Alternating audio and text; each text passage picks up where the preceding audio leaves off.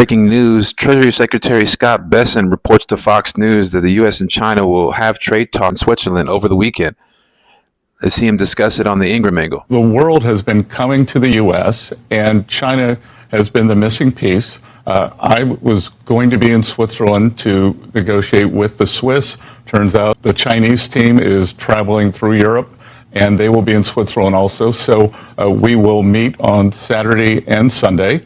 And, look, we have shared interest that this isn't sustainable, as I said before, especially on the Chinese side. And, 145%, 125% is the equivalent of an embargo. We don't want to decouple. What we want is fair trade. But who made the first call? Like in a dating world, who makes the first call here today? There isn't a first call. There are a lot of contact points over time. President Trump talks to a reporter about potential trade deals while flying back to the White House over the weekend. Let's see what he has to say. We're negotiating with many countries, but at the end of this, I'll set my own deals because I set the deal. They don't set the deal. I set the deal. They've been ripping us off for years. I set the deal. So every country, almost without fail, friend and foe, has been ripping us off for years. So we're meeting with almost all of them, including China. And at the end, I'm setting. Trump posts on Truth Social about a potential trade deal with a major country. Can anyone guess who that major country might be? Breaking news, the United Kingdom signs a trade deal with the Trump administration. This marks the first major country to sign a trade deal after Trump issued tariffs on Liberation Day. Roll the clip. The deal includes billions of dollars of increased market access for American exports, especially in agriculture, dramatically increasing access for American beef, ethanol, and virtually all of the products produced by our great farmers. In addition, the UK will reduce or eliminate numerous non-tariff barriers that unfairly discriminated against American products. But this is now turning out, I think, really to be a great deal for both countries because it'll be really great for the UK also. Which leads me to the next story. The United States Supreme Court has sided with Trump and allowed him to ban transgenders from the military. Let's see ABC News discuss it in this clip. The Supreme Court is allowing President Trump to implement his ban on transgender people serving in the military, at least for now. The High Court lifting a lower court injunction blocking the policy while litigation continues. Our senior Washington correspondent, Devin Dwyer, joins me now. All right, Devin, what do we know? The Supreme Court, Kira, is letting the policy go forward in a divided vote, 6-3. The three liberal justices indicated they would dissent from this move. The Trump administration had asked the High Court to lift a block on the policy that was issued by a judge out in Washington state, but the Supreme Court now reversing course. What this means, Kira, is that the Trump administration can now begin to discharge transgender service members who have served their country for the last 4 years in the United States military. If you get value from this video, don't forget to like, share, and subscribe. And if you want to support the channel, please buy us a cup of coffee. We would deeply appreciate it. Link in the description below. For those on TikTok, please don't forget to like, follow, and add this video to your favorites. Share with a friend. We would deeply appreciate it. And yet another crazy finding by DOGE. 100,000 federal workers have been found to apply for unemployment while still working for the government. Let's see him discuss it with Laura Trump. We've actually found there's a lot of people who are federal government employees, they're active employees who nonetheless applied for and have received unemployment insurance. While they're federal employees? Yes. Wow. And this appears to be at least 100,000 people. Wow. Which leads me to the next story. DOGE found some more corruption, fraud, waste, and abuse at the Institute of Peace when they checked their books. You won't believe what they found. Let's take a look. Yeah, and so it was by far the least peaceful agency that we've worked with, ironically. They even had a $130,000 contract with a former member of the Taliban. This is real. We don't encounter that in most agencies. Yeah. What was the money going to the Taliban for? So it was a contractor. They received $130,000 for generic services. And to Elon's point, there was not actually a clear description of what the contractor services were for. But was it for opium? Unclear. Or weapons. Or nothing. Or nothing. or abroad. Or nothing. And you naturally have to ask the question, how did we get here? Like when the country was founded, there were only 4 agencies. Today there are over 400. So there's been a 100x increase in the number of agencies since the founding of the nation. And thanks to President Trump, he's now signed 2 executive orders to start to reduce the number of agencies in the government, and the Institute of Peace was one of them, which is why our team went in to try and understand what was going on. And that's when we found all of the craziness, like the weapons in their armory. We found the payments to the Taliban. So just a few hours after we got into their headquarters, we found that their chief accountant had actually deleted over 1 terabyte of accounting records from several years. So you'd have to ask the question, well, why would somebody do that? And the DOGE team, fortunately, was able to recover that data with the help of a few great employees at the Institute of Peace. And I think the most troubling thing was they received $55 million a year from Congress, and any money that went unspent, instead of returning that to Congress, they would sweep it into a private bank account, which had no congressional oversight, and that's what they would use to fund things like events at their headquarters and the private jets. So the agencies are hiding money from you. They're sending it to the Taliban. They have loaded weapons in the department buildings. At the Institute of Peace. At the Institute of Peace. Yes. That's right. So this is a cover-up when you guys roll in. This one, yes, a cover-up. Yes. It's a cover-up. They did delete a vast amount of financial information. That's really a definition of a cover-up. Isn't that illegal to delete evidence?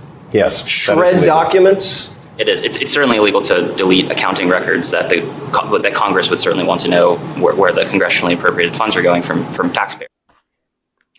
Donald Trump completely undresses the Canadian Prime Minister Mark Carney right in front of his face, saying, we don't need this, we don't need that, we don't need anything from you, but if you want to become for the 51st state, it's funny as hell. Check it out. This is a very friendly conversation, but we want to make our own cars. We don't really want cars from Canada. And we put tariffs on cars from Canada, and at a certain point, it won't make economic sense for Canada to build those cars. And we don't want steel from Canada because we're making our own steel, and we're having massive steel plants being built right now as we speak. We really don't want Canadian steel, and we don't want Canadian aluminum and various other things because we want to be able to do it ourselves. There's no reason for us to be subsidizing Canada. Canada's a place that will have to be able to take care of itself economically. If the price of your cars went up, or if we put a tariff on your cars of 25%, what would that mean to you? He said that would mean the end of Canada. He actually said that to me. It's hard to justify subsidizing Canada to the tune of maybe $200 billion a year. You see how uncomfortable his body language was? It's hilarious. There was another funny clip when Carney said that Canada's not for sale. Watch Trump's reaction. Watch Trump's face. It's not for sale, won't be for sale ever. But the opportunity in the partnership.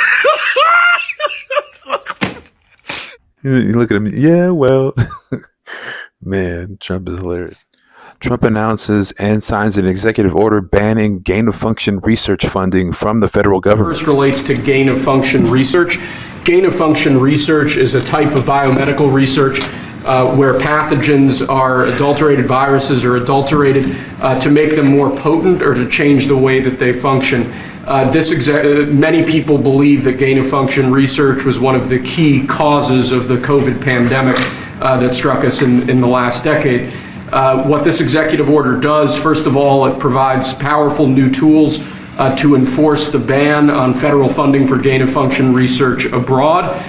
It also strengthens other oversight mechanisms related to that issue and creates an overarching strategy to ensure that biomedical research in general is being conducted safely and in a way that ultimately protects human health more. It's a big deal. It could have been that we wouldn't have had the problem we had. A lot of people say that, sir. If we had this done earlier. Thank you. The head of Healthy Human Services, RFK Jr., gives us a little-known history about gain-of-function research in the United States. Let's see what he had to say. This is an historic day, the end of gain-of-function research funding by the federal government and also controls by private corporations on gain-of-function studies. This was a kind of study that was engaged in by the United States military and intelligence agencies beginning in 1947. By 1969, the CIA said that they had reached nuclear equivalency, that they could kill the entire U.S. population for 29 cents a person. That year, President Nixon went to Fort Detrick and announced a unilateral end to this kind of research, what they called dual-use research that was for vaccination and also for military purposes. He then persuaded over 180 countries to sign the Bioweapons Charter in 1973. That basically ended gain-of-function research around the globe until 2002. In 2001, after the anthrax attacks, we passed the Patriot Act, and the Patriot Act had a provision, a little-known provision in it, that said that although the Bioweapons Charter is still in effect, and the Geneva Convention is still in effect, U.S. federal officials who violate it cannot be prosecuted. And that relaunched a bioweapons arms race, and that was driven by gain-of-function research. In 2014, 3 of those bugs escaped from U.S. labs, and President Obama declared a moratorium on future use, and instead a lot of that research was moved offshore to the Wuhan lab. And here goes the NIH director with his point of view, and listen closely to what he unveils in this clip. This is a historic day. The conduct of this dangerous gain-of-function research, which aims at taking pathogens and making them more virulent, more transmissible in humans, many scientists believe is responsible for the COVID pandemic. The conduct of this research does not protect us against pandemics, as some people might say. It doesn't protect us against other nations. What it does is there's always a danger that in doing this research, it might leak out just by accident even, and cause a pandemic. Any nation that engages in this research endangers their own population as well as the world, as we saw during the COVID pandemic. The fraction of this research that has the risk of causing a pandemic, harming every single person on the face of the earth, we're going to put in this executive order puts in place a framework to make sure that the public has a say, that if such a risk is being taken, that only scientists alone won't be able to decide that. That in fact the public can say no, don't take this risk. And I'm really, really proud to be here with President Trump, who's signed this order, ending this research, and for the first time putting in place a real regulatory framework to make it go away forever. Which leads me to the question in this video. Do you feel as though any progress will actually be made between the United States and China with regard to global trade and trade talks? Are you surprised by any of the findings that DOGE uncovered with the Institute of Peace? Let me know how you feel about this in the comment section below. In case you missed it, there was a big fight between Anna Navarro and Shermichael Singleton on CNN. It got pretty heated. There was some racial stuff going on. And if you missed that whole thing, go ahead and click on the video because it's coming up right now.